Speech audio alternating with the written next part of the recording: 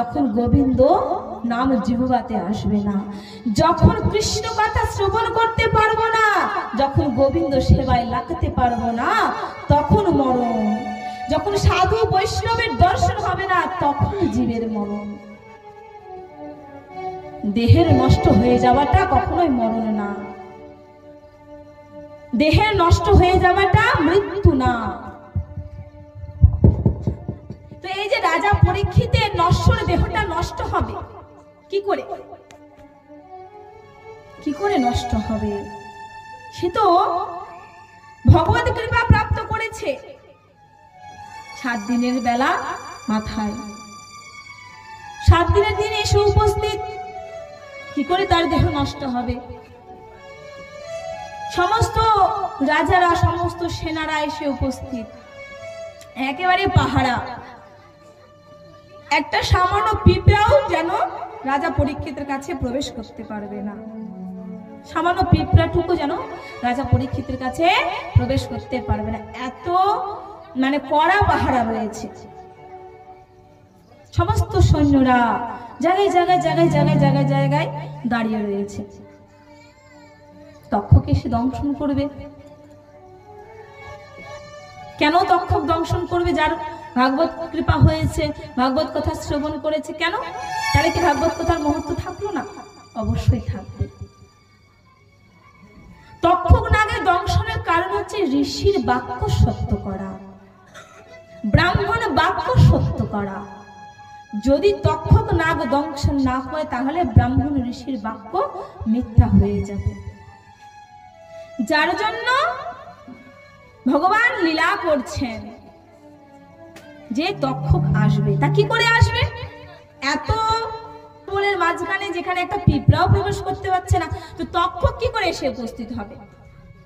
কিন্তু তক্ষক তো আসছে। এবং অন্যদিকে ঋষি কশ্যপ ঋষি জানতে পেরেছে যে আমাদের এত সুন্দর সম্রাট রাজা পরীক্ষিত এত প্রজা পরায়ণা, এত প্রজা নিষ্ঠা, যে প্রজাকে নিজের সন্তানের থেকে বেশি বড় মনে করে, তার আবার বধ হবে, তাকে আবার তক্ষক নাগ দংশন করবে, এই আমি হতে দেব না। আমাদের এত সুন্দর রাজাকে আমরা যেতে দেব না। কে মনে করছেন? কশ্যপ ঋষি। যে আমি সামর্থ্য রাখি তক্ষকের বিষকে ধ্বংস করতে, আমি সামর্থ্যবান। যার জন্য তিনি বেরিয়ে পড়েছেন রাজা পরীক্ষিতকে বাঁচাবেন বলে।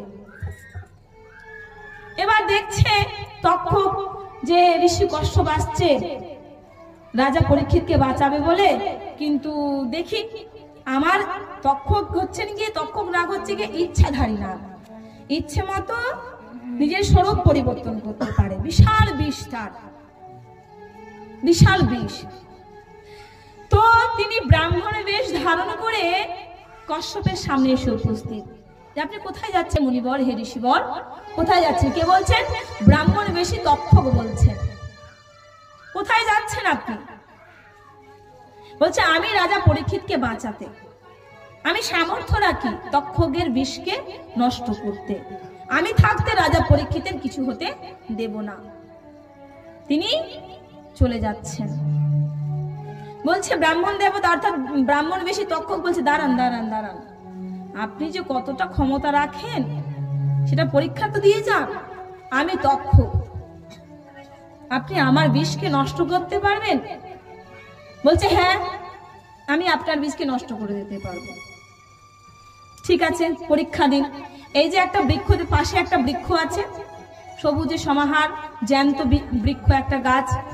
আমি এই বৃক্ষকে দংশন করব। আমার দংশন করা মাত্রেই বৃক্ষটা পুড়ে ছাই হয়ে যাবে। আপনি যদি এই বৃক্ষটাকে পুনরায় জীবিত করতে পারবেন, তাহলে মনে করব যে হ্যাঁ আপনি সামর্থ্যবান। তখন বৃক্ষকে দংশন করলেন। এবার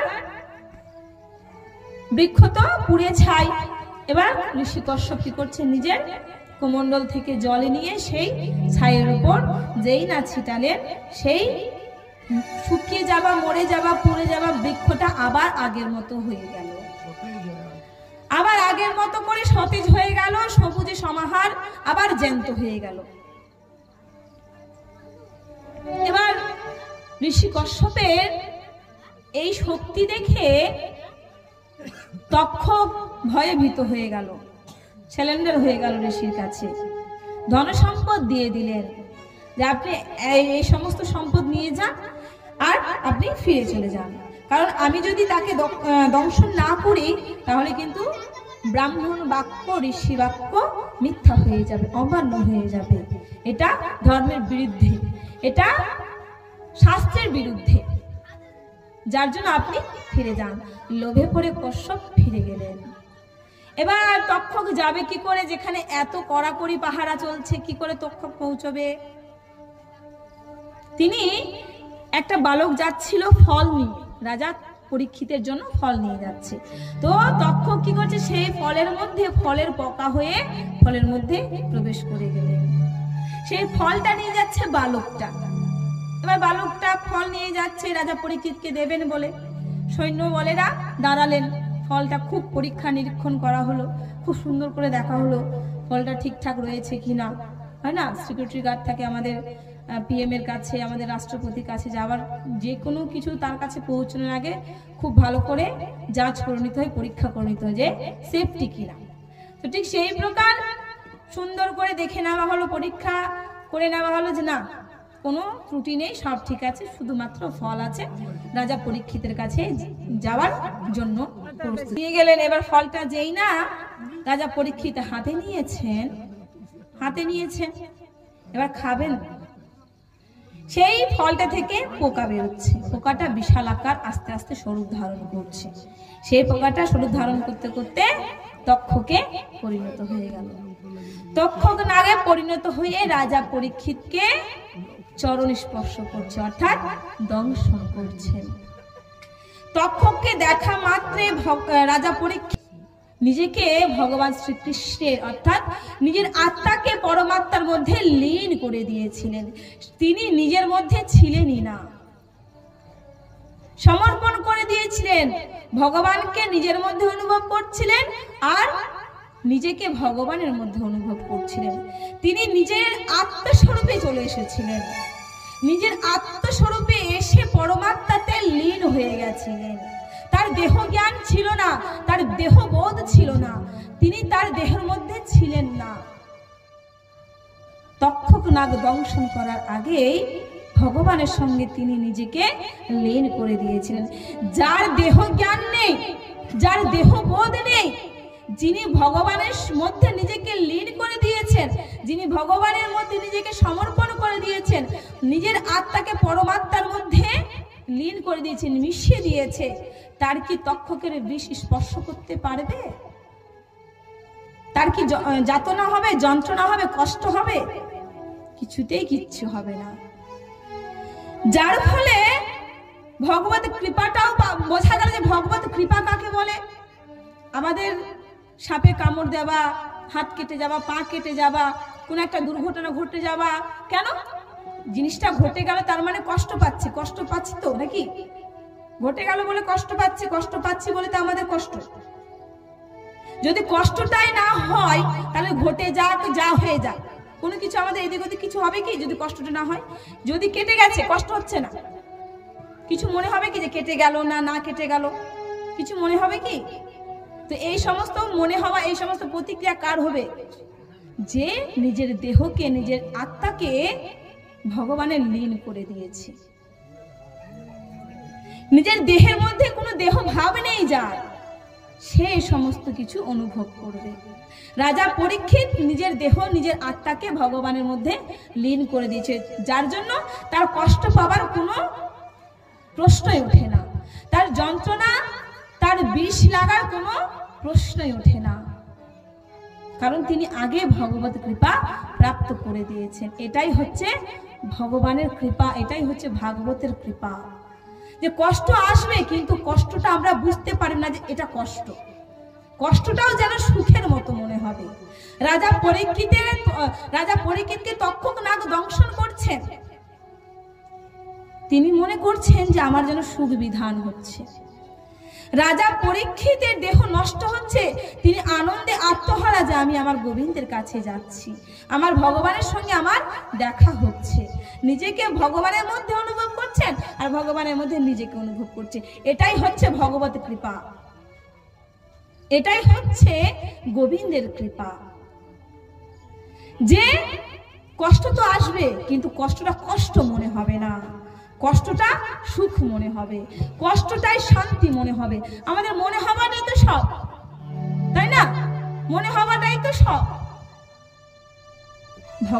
ভগবানের কৃপা এটাকেই বলছে।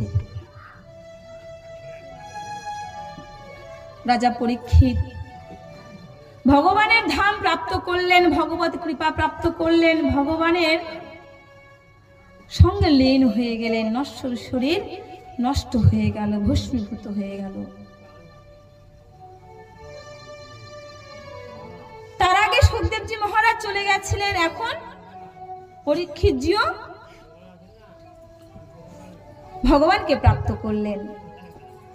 এরপর সুতজি মহারাজ বর্ণন করছেন ভাগবতে 18,000 শ্লোক আর 335টি অধ্যায়। এবার আমরা বিস্তারিত ভাবে জানবো প্রথম স্কন্ধে কটা অধ্যায়।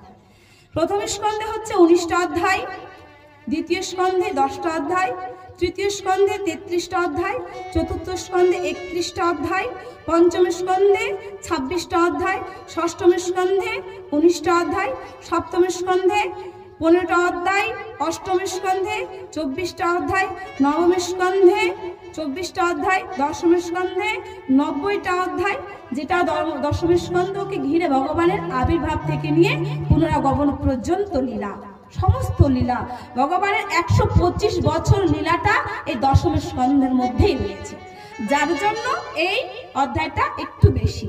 তো দশম স্কন্ধ হচ্ছে 90টা অধ্যায়। এবার একাদশ স্কন্ধ হচ্ছে গিয়ে 31টা অধ্যায়, আর দ্বাদশতম স্কন্ধ হচ্ছে গিয়ে 13টা অধ্যায়।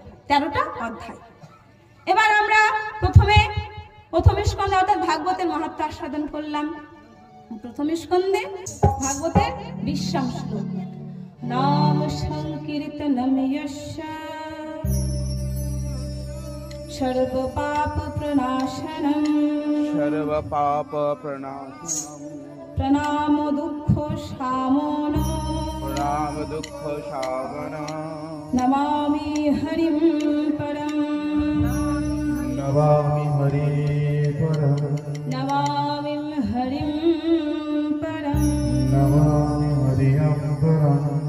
बोलिए भागवत भगवान की, वैष्णव जी महाराज की, सुखदेव जी महाराज की, परीक्षित जी महाराज की। जय जय श्री